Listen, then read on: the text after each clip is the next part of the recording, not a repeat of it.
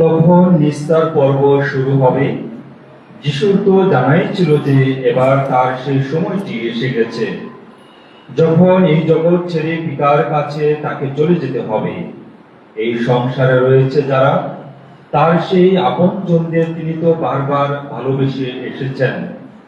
এবার তিনি কিন্তু তাদের প্রতি তার সেই ভালোবাসার চূড়ান্ত প্রমাণ দিলেন।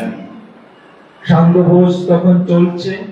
শয়তান ইতিমধ্যেই সিমনের ছেলে জুদা ইস্কারিওতের মনে যিশুকে শত্রুর হাতে তুলে দেওয়ার সংকল্প জাগিয়ে তুলেছিল। তবে যিশু ভালোভাবেই জানতেন পিতা তারই হাতে সমস্ত কিছু তুলে দিয়েছেন। এও তিনি জানতেন যে ঈশ্বরের কাছ থেকে এসেছেন তিনি, আর ঈশ্বরের কাছেই ফিরে যাবেন। তিনি তখন খাওয়ার আসন থেকে উঠে গায়ের জামাটা খুলে রাখলেন এবং একটা গামছা নিয়ে কোমরে জড়ালেন। তারপর একটা পাত্রে জল ঢেলে তিনি শিষ্যদের পা ধুয়ে দিতে আরম্ভ করলেন, আর কোমরের গামছাটা দিয়ে তা মুছে দিতে লাগলেন। এইভাবে তিনি সিমন পিতরের কাছে এলেন, কিন্তু পিতর তাকে বললেন, সে কি প্রভু, আপনি আমার পা ধুয়ে দিবেন? যিশু তাকে উত্তর দিলেন, আমি কি করছি এখন অবশ্য তা বুঝতে পারছো না, কিন্তু পরে বুঝতে পারবে। পিতর তাকে বললেন, না, আমার পা আপনি ধুয়ে দিবেন না, কখনোই না। যিশু উত্তর দিলেন, আমি যদি ধুয়ে না দেই, তাহলে আমার সঙ্গে কিন্তু তোমার কোনো সম্পর্কই থাকে না। সিমন পিতর তাকে বললেন, প্রভু, তাহলে শুধু পা নয়, আমার হাত আর মাথাও আপনি ধুয়ে দিন।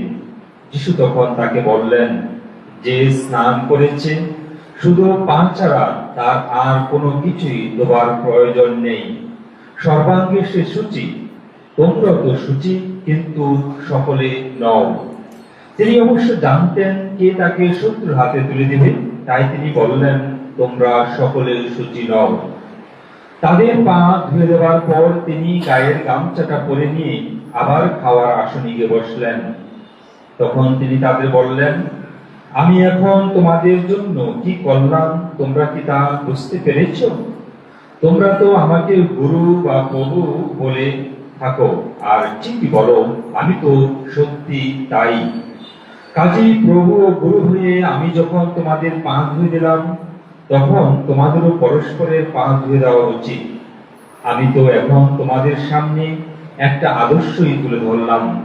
আমি তোমাদের জন্য যেমনটি করলাম, আমি চাই তোমরাও ঠিক তেমনটি করবে।